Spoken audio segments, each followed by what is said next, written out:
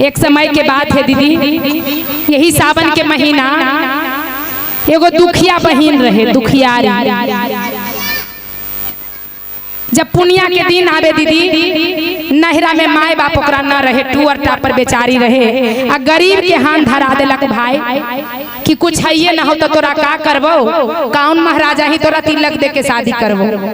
लेकिन बेचारी तब पर भी भगवान के सेवा करे, कहे हे महादेव गरीबे है तो हमरा ला वही भगवान है, लेकिन हम रूसल कुहागल जाम भाई ही नहीं रहा। मान लिया दीदी कि 10 दिन के लिए खाए ला देती तो 10 दिन समय कट जीते, फिर जिंदगी भर तो हमरा भाई बापा पालन न कर देते, लेकिन भगवान चाहते तो हमरा सब दिन आधार देते रहते। भगवान के याद करे दीदी, बेचारी डेली कमाए खाए मजूरी करे, और दोनों प्राणी भगवान के शिव के चर्चा मने मने घर ही में करते रहे। अब जब सावन के महीना यही आल दीदी, दुआरी पर बैठ के बहिन रोबे है कि देखते सबके बहिन मिठाई ले लेके अपना अपना नहरा जा रहा है। हमरा लगे है कि हम अपना नहरा जाती है, कम से कम रुसलो को हागल कम से कम कोई ना पूछा है दीदी, तो रक्षाबंधन में बिना बोलावले अपना नहरा सब चल जाए। हे महादेव हमरो मन करे है कि हम अपना नहरा जाऊं, लेकिन हमरा जाम त भाई बाप बोलत, अरे भाई तो अलग के चीजें भोजाए बोलतन कि ना बोलतन कि लौटा देतन, मन में संकोचे बेचारी के रहे, डरे पैदा हो रहे दीदी। लेकिन तब पर भी बेचारी के टोला मोहल्ला के कहलक के है तू काहेला रोबा है बैठ के, तो कि दीदी हमरा आई लालसा लग रहा, अंदर से मन लग रहा कि हम अपना नहरा जाऊं। तो कि है नहरा जाए के मन करे तो बिना बोले ले आई चल जाए।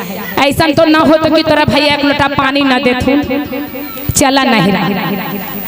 तो कलन की करी, हमरा 10 गो रुपया तो ना है कि भाड़ो लगा के हम जाओ।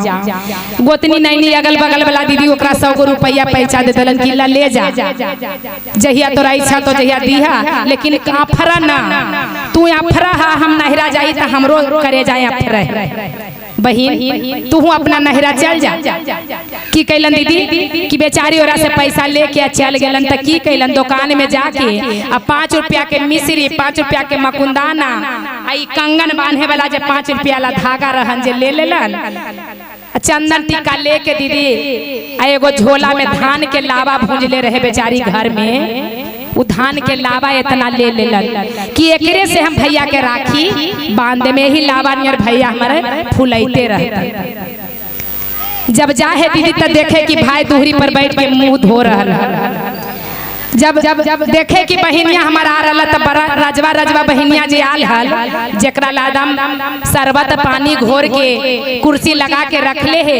आई जब भीख मंगनिया बेचारी आवे तो डगरे पर देखे है, तो जाके औरतिया के कहे कि सुन जे यार लो बिपतल की बहिनिया जे वही तो तनाकी रोता जे हमर घर के लक्ष्मी हूँ जेहू लेके चल जाते।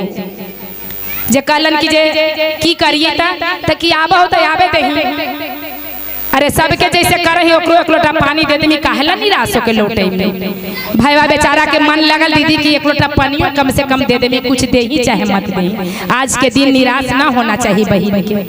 कलन तो ठीक हो, भाईवा बहाना काट के वजह से चल देलन, वो तो जान में केलन कि कुछ देते लेते है ये ना, हमरा भी तो हमरा बर्दाश्त न होते। एक कोक के जलमल के दीदी तो कुछ तो दया लगबे न करते।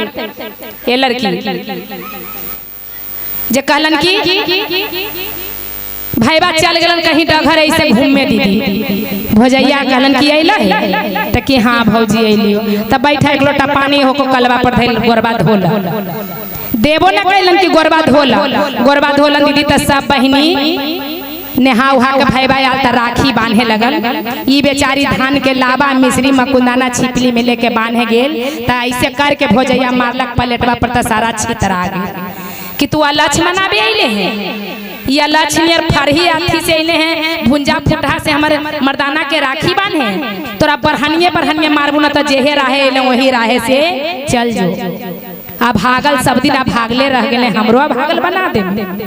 बेचारी रोबे लगल दीदी, रोते रोते बेचारी की कैला कि हम का करी, हे महादेव तू ही सहारा द।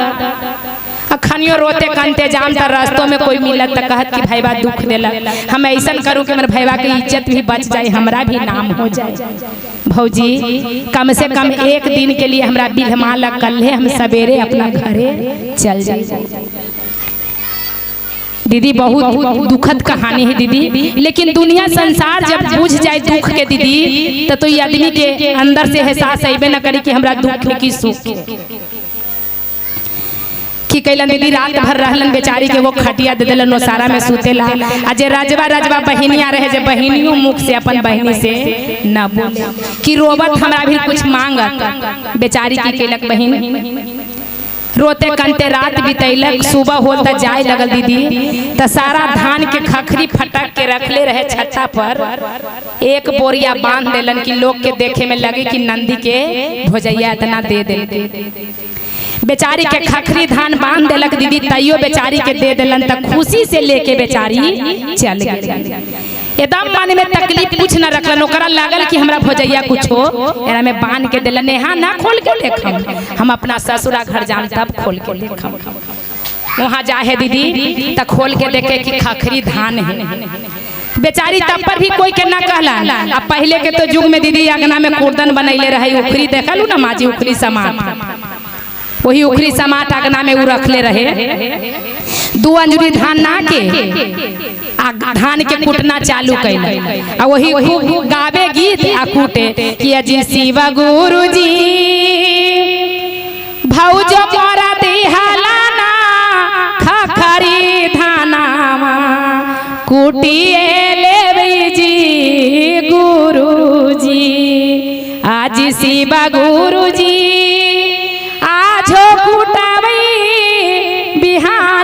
कुटबै रोजे रोजे कुटबै जी गुरुजी।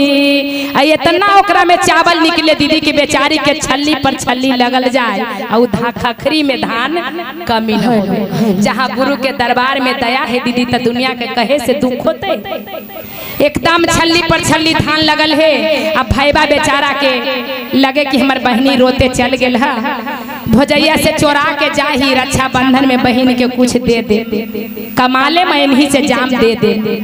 ड्यूटीए पर से बेचारा काम कैला आ चोरा के 5-6 दिन के बाद बहनी ही चल गए। महादेव बुद्धि देलन कि ना जाए में तई चमत्कार देखने कैसे गेलन तो वैसे कूटे है, खूब गीत गावे है, टोला मोहल्ला कहे कि बाप रे एकरा कितना भाई राजा है कि कितना धन दे दिल कि जे धन से आगर हो गए। अब भाईबा का देथिन दे दीदी देने वाला भोलेनाथ, तो लोग अनाथ कैसे रहते दीदी। अब भाईबा देखे कि बहनी वैसी गावे है कूटे है, तब भाईबा कहलक कि आए बहन तोरा भोजाई खखरी धान दिलको आ तैयो तू मगन से कूटे है, रोज गीत गावे है, दुनिया के हंसावे है। भैया हंसावे के बात हो, देखा ना भैया छल्ली पर छल्ली लगल है, तू इतना धन दिलक कि हमरा ई धन के कमी नहीं। भैया ही धन रहे दीदी जे भिखारी भैया हो गेल, अब बहनी ही सारा धन भर गई।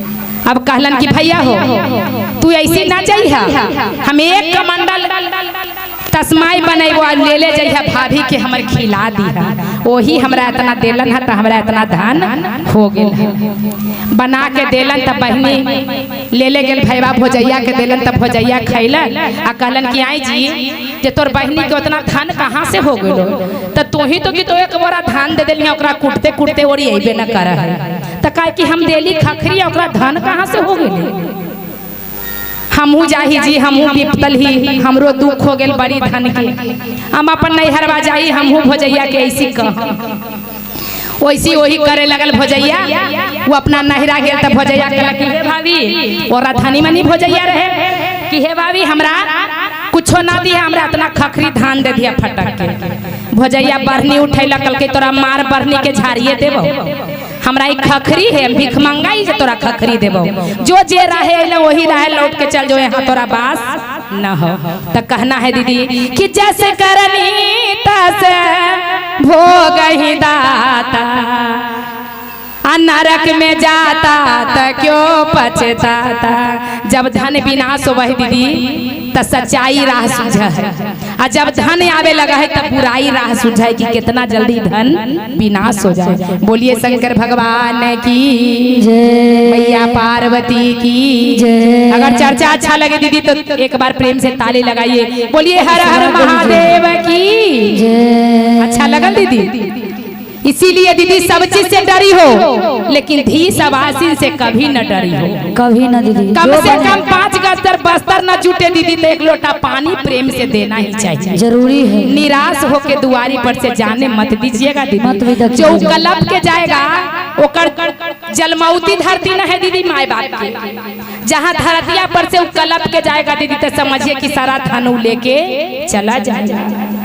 इसीलिए दीदी हमरा से विनती है कि कुछ बने चाहे मत बने, प्रेम से 1 लोटा पानी से स्वागत करना चाहिए। ननद के नंदोसी के जितना परिवार आवे रिश्ता रिश्तेदार, भगनी के बोलिए शंकर भगवान की जय, हर हर महादेव की जय, सच्चे दरबार की जय।